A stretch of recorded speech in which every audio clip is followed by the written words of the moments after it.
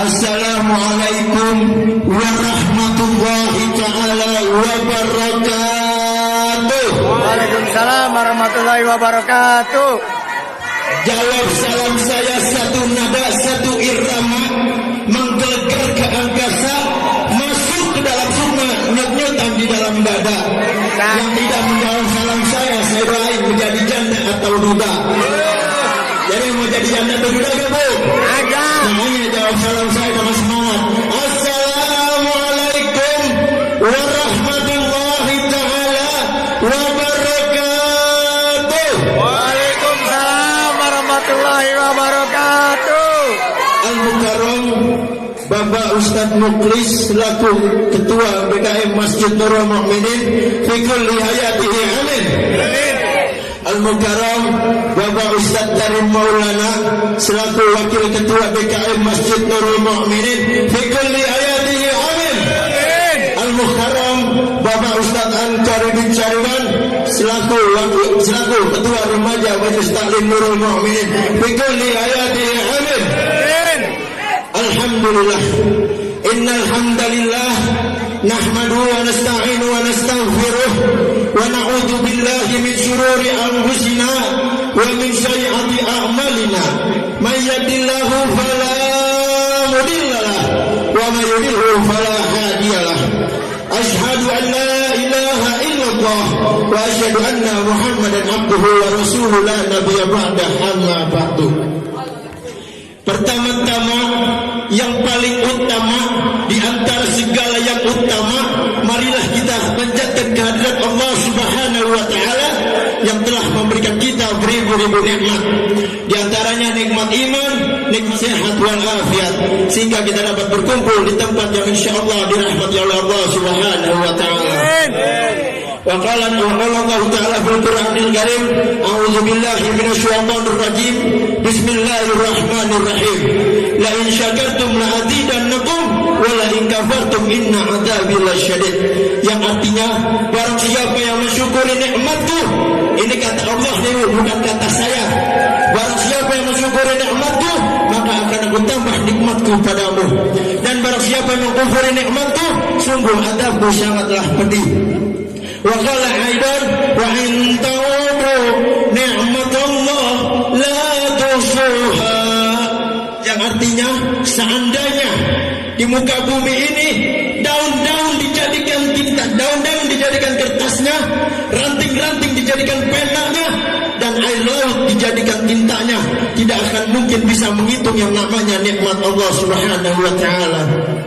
Salawat beserta salam semoga selalu tercurah kepada junjungan alam, proklamator Islam, orang yang pertama kali menancapkan kalimat tauhid, la ilaha illallah. Siapa lagi kalau bukan orang yang tidak pernah kesetu, tapi orangnya selalu nomor satu. Orang yang tidak pernah naik pesawat, tapi namanya selalu diiringi oleh salawat. Dan orang yang tidak pernah ke pondok aren, tapi orangnya selalu keren. Siapa lagi kalau bukan Habibana wa Nabiyana Muhammad Sallallahu alaihi wasallam. Bapak-bapak, ibu-ibu, kata Allah, orang yang paling pelit di muka bumi ini, orang yang paling pelit di dunia dan di akhirat, kata Allah Subhanahu wa taala, bukan orang yang tidak pernah membantu tetangganya, bukan orang yang tidak pernah meminjamkan sesuatu apapun ke temannya, tapi kata Allah, orang yang paling pelit di dunia ini ketika disebutkan nama Kanjeng Nabi Muhammad, dia tidak menjawab, itu orang yang paling pelit di dunia dan di akhirat, kata Allah. Allah menyuruh kita untuk sholat, tapi Allah tidak sholat. Allah menyuruh kita untuk zakat, tapi Allah tidak zakat. Tapi ketika kita berselawat kepada Nabi Muhammad, Allah pun akan ikut berselawat bersama kita. Dan semoga ketika kita berselawat kepada Nabi Muhammad, kita akan masuk surga bersama Nabi Muhammad sallallahu alaihi wasallam. Karena banyak di dunia ini yang mengatakan pondok itu tidak punya harapan, pondok itu tidak punya impian. Tapi kita lihat zaman-zaman dahulu, profesor-profesor dahulu hebat-hebat, berkarya banyak kitab. Karena apa? Karena dia adalah lulusan dari pondok pesantren. Kita lihat karangan Syekh Ibnu Rashid dari kitabnya Jumhurul Awliyah. Dia menjadi dokter 18 tahun, menjadi dokter yang hafiz Quran, otodidak, tidak kuliah, tidak segala macam, tapi menjadi dokter. Karena apa? Karena berkat menghafal Al-Quran. Dan menjadi dokter menulis kitab, bukan kitab tentang kedokteran, bukan kitab tentang segala macam tentang dokter, tapi dia menulis kitab tentang fikih dan tauhid. Seorang dokter, Pak, Bu, menulis kitab fikih. Itu karena apa? Itu karena berkat di pondok pesantren. Karena di pondok pesantren juga diajarkan cinta kepada Nabi Muhammad, cinta kepada Nabi Muhammad. Kala Nabi sallallahu alaihi wasallam, "Man ahabbani insanul maut masita fil jannah." Kata Nabi, "Man ahabbani," siapa yang cinta kepadaku dan orang itu meninggal dunia dalam keadaan cinta kepadaku, maka akan masuk surga bersamaku dan akan aku pisahkan atau aku bebaskan untuk memilih pintu yang mana yang kau mau masuki. Itu kata Nabi Muhammad. Karena kalau ketika kita di pondok, itu benar-benar Pak, Bu, mendekatkan diri kepada Allah. Sholat gak pernah ditunda, setiap malam sholat tahajud, selalu diiringi oleh habis Quran. Ketika kita masuk di pondok, Pak, Bu, anak ibu masuk pondok selama 4 tahun atau 5 tahun, tiba-tiba dikabarin, Bu, Pak, dari pihak pondok, "Assalamualaikum." "Waalaikumsalam." "Ibu bisa datang ke pondok." "Untuk apa wahai Pak Ustaz?"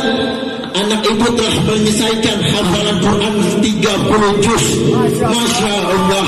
Semoga anak-anak kita bisa menghafal Al-Quran sebanyak 30 juz. Ya, karena ketika kita menghafal Al-Quran 30 juz, itu orang tua yang kebagian berkahnya, Pak, Bu. Contoh, Musa umur 8 tahun hafal Al-Quran, naik haji sama siapa? Ibu dan bapaknya. Berarti kan kebagian berkah, Pak, Bu.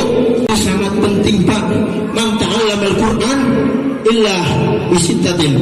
Ta'allama al-Quran, belajar Al-Quran itu enggak ada sia-sia, Pak, Bu. Enggak ada sia-sia belajar Al-Quran. Karena di dalam Al-Quran banyak sejarah-sejarah Nabi, biar kita tidak salah tafsirkan tentang peristiwa-peristiwa Nabi. Ada sedikit cerita, Pak, Bu, tentang anak kecil yang cinta kepada Nabi Muhammad sallallahu alaihi wasallam. Ketika itu Nabi Muhammad sallallahu alaihi wasallam baru pulang dari masjid. Dia sakit, Pak, Bu, memanggil Siti Aisyah. "Wahai Siti Aisyah, ta'ali huna, kemarilah." "Limaja ya Rasulullah?"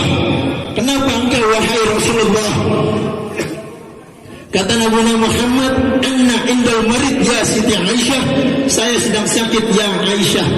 "Wa man dawa'uka ya Nabiuka?" "Apa obat yang kau butuhkan wahai Nabi Muhammad?" Kata Nabi, kata Aisyah, "Di bekam, Pak. Bekam itu adalah pengobatan dari zaman Nabi sallallahu alaihi wasallam." Ketika Nabi Muhammad sallallahu alaihi wasallam dibekam, keluarlah darah dari Nabi Muhammad, dimasukkan ke dalam plastik oleh Siti Aisyah. Ketika itu ada anak kecil, Pak, umur 8 tahun di sejarah itu, dipanggil wahai ama Nabi, "Wahai rajul, ta'ala huna." "Wahai anak-anakku, kemarilah." "Wahai Rasulullah, kenapa engkau memanggilku?" Kata anak kecil itu, baru jawab oleh Nabi Muhammad, "Anna indal bekam hadad dam." "Ini darahku, tolong buangkan di air yang mengalir." Ketika itu Nabi Muhammad, ketika itu anak kecil itu menjawab, "Na'am, iya, nanti saya buang wahai Rasulullah darahmu di tempat yang mengalir." Ketika suatu saat anak ini kembali dipanggil oleh Rasulullah SAW dengan membawa tentengan darah yang tadi Nabi Muhammad dipekam. Ditanya oleh Nabi Muhammad, "Wahai anakku, kemanakah darahku yang aku perintahkan untuk kamu membuang?" "Aku sudah membuang wahai Nabi Muhammad di tempat permintaanmu atau di tempat air laut, air yang mengalir." Ketika itu Nabi Muhammad tidak percaya bahwa Nabi Muhammad nggak bisa dibohongin. Kalau kita gampang dibohongin, Bu. Kalau Nabi Muhammad sulit atau tidak bisa dibohongi. Ditanya lagi oleh Nabi Muhammad, "Kemanakah darahku yang aku perintahkan untuk kau buang di tempat yang mengalir?" Sampai 3 kali pertanyaan itu, baru anak itu pun menjawab, "Wahai Nabi Muhammad, aku cinta kepadamu, aku rindu kepadamu, aku ingin masuk surga bersamamu. Jadi darahmu aku buang ke dalam perutku, aku buang ke dalam darah dagingku." Nabi Muhammad meneteskan air mata yang mengatakan, "Kamu akan masuk surga bersamaku dan aku akan kasih engkau air telaga, Bu. Air telaga ini, sumur telaga ini, apabila kita minum 1 kali tenggakan itu tidak akan haus selama berpuluh-puluh tahun." Karena syair Arab mengatakan, "Manjada wajada." Barang siapa yang bersungguh-sungguh, maka ia akan mendapatkannya. Jadi kalau kita hanya niat tapi tidak bersungguh-sungguh, itu sama aja bohong, Pak, Bu. Karena kalau kita pikir kita mencari akhirat, dunia akan dapat. Tapi kalau kita mencari dunia, akhirat belum tentu dapat. Karena sama aja, Pak, Bu, ketika ibu mengatakan pondok pesantren hanya bisa ceramah. Terus apa yang kita lakukan di dunia ini? Hanya mencari duit, hanya mencari rezeki. Sama aja, Pak, Bu. Malah rugi di dunia. Karena apa? Mencari duit, habis itu meninggal. Demi Allah, demi Rasulullah, kata Nabi Muhammad, semua ketika meninggal, mau kaya, mau miskin, mau ganteng, mau cakep, semua sama di hadapan Allah Subhanahu wa taala. Sebagaimana syair Arab mengatakan, "Man ya'jra yahsud." Barang siapa yang menanam, maka ia akan memetik. Jadi dari sekarang, Bu, tanamkan kepada anak kami, tanamkan kepada anak-anak kita. Untuk apa? Untuk cinta kepada Al-Quran, untuk cinta kepada Nabi Muhammad, untuk cinta kepada Allah dan Rasul dan malaikat semuanya. Cukup sekian dari saya, mudah-mudahan bermanfaat. Unzur maqala wala tanzur man qala. Jangan lihat siapa yang mengatakan, tapi lihat apa yang dikatakan. Apabila ada sumur di ladang, boleh kita menumpang mandi. Apabila ada umur panjang, bisa kita berjumpa lagi.